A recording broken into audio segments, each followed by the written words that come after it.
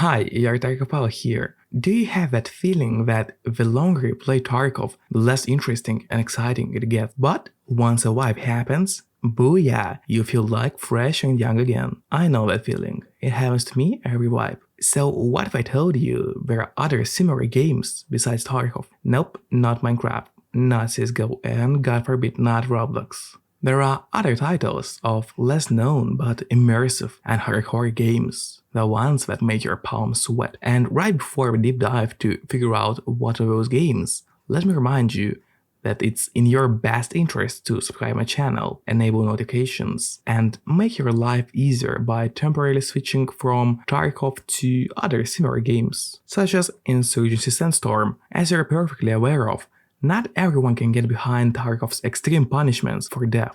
If you just want an intense military shooter, but without loot loss problems, Insurgency might be a great choice. Tarkov can be fun sometimes, and if you're looking for a fun game, Rust might be a great choice. While Tarkov has a large focus on gunfights and resource management, Rust is more focused on player manipulation and griefing. You spawn into a world completely naked, with only a stone in your hand, not even a knife. And from there, you progress in typical survival fashion, cutting down trees, building shelters, creating some modern technologies, and then destroying other players' bases, stealing resources. That's fun, right? Miscreated. Like most survival games, Miscreated is about scavenging items to survive in a harsh, post-apocalyptic wasteland.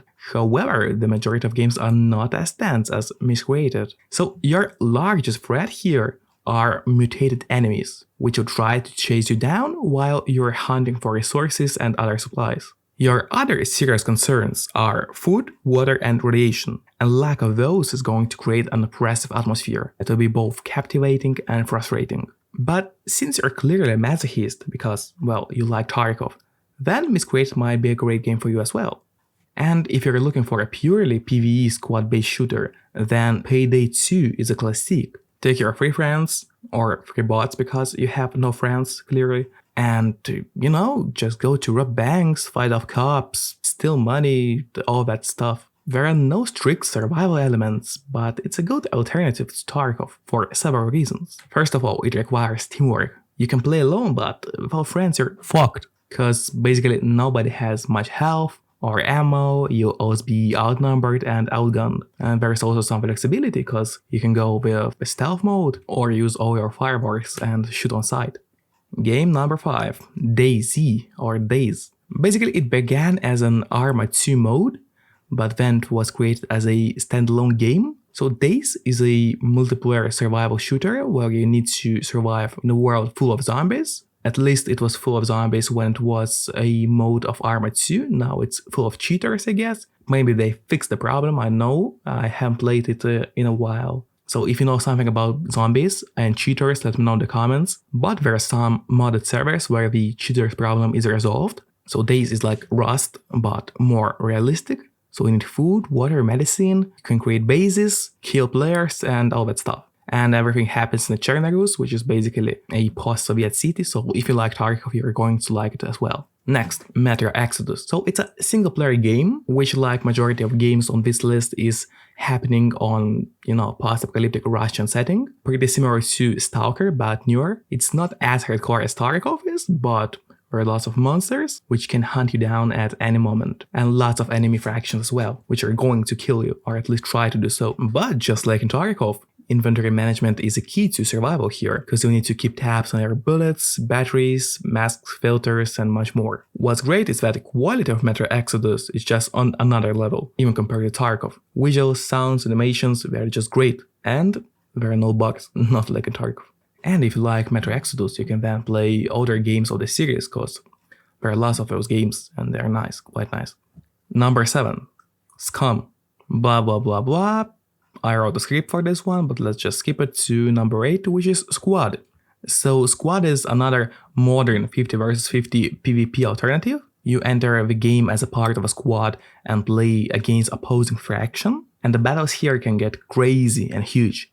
There are vehicles, drones, helicopters, all kinds of heavy weaponry, and basically what it means is because of all those different mechanics, you need to have a lot of teamwork and communication. And at the same time, there's like stamina, supplies, logistics systems, and other things to build like forward operating bases. And if you like gunplay in Tarkov, you're going to like it here as well, because it's realistic. Weapon recoil, ballistic mechanics, comprehensive health system, they're just great. Lastly, it's not an RPG, so there is no character progression, but there are various classes to choose from, such as medics, snipers, or anti-tanks. Moving on to probably the best game on this list, at least for me, STALKER Call of Pripyat. So I'm pretty sure you know what STALKER is, but if you don't, so it takes place in Chernobyl exclusion zone in Ukraine, with lots of rival groups, mutated monsters, and other creatures. And since you're a fan of Tarkov for sure, because otherwise you wouldn't be watching this video, you'll like STALKER because it's one more post-Soviet Eastern European setting game, which will give you same vibes just like Tarkov. And yeah, plot here does make sense. And the last game on this list, Scriptum. So it's a modern shooter, but it doesn't rely on kill cams or leaderboards, not like CSGO.